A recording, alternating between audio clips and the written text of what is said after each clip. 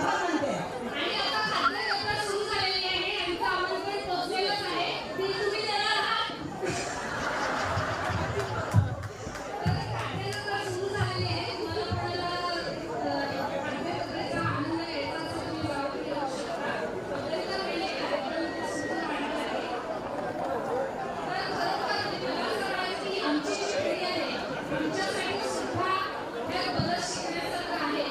आणि आमच्या पुढच्या पिढीला त्यातलं बऱ्याचशा गोष्टी माहितीच नसतात. कारण मी लग्नाला यायला पण मुलं कंटाळतात. हो की नाही? मुली जाऊ नये आम्ही नाही येत. तर त्या मुलाला यातलं किती कळणार आहे. म्हणजे आम्ही लग्नाला जाऊ नये आम्हाला जे काही कळतंय त्याच्यातून मुलं येतच नाही. तर या पुढच्या पिढीपर्यंत पुढच्या पिढीपर्यंत हे पोहोचवायचं म्हणून आपल्या इकडे रेकॉर्डिंग सुद्धा सुरू आहे जे आपल्या युट्यूब चॅनलवर दाखवलं जात आहे आणि ते तिथे सेव्ह होणार आहे. तुम्ही केव्हाही हा कार्यक्रम बघू शकणार. त्याच्यावर सबस्क्राईब करायचं तुम्हाला.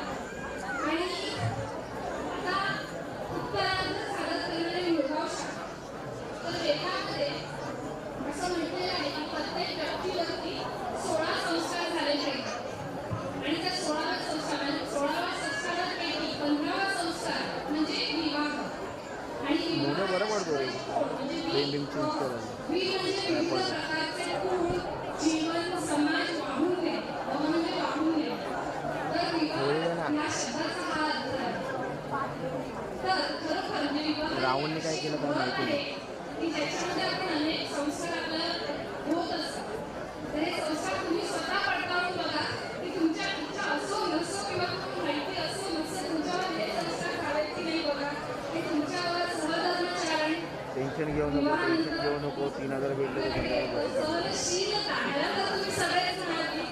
हो की नाही? सहनशीलता, संयम, सहकार्य, निष्ठा, कर्तव्यदक्ष आणि या सर्वांचं एक रथ म्हणजे विवाह.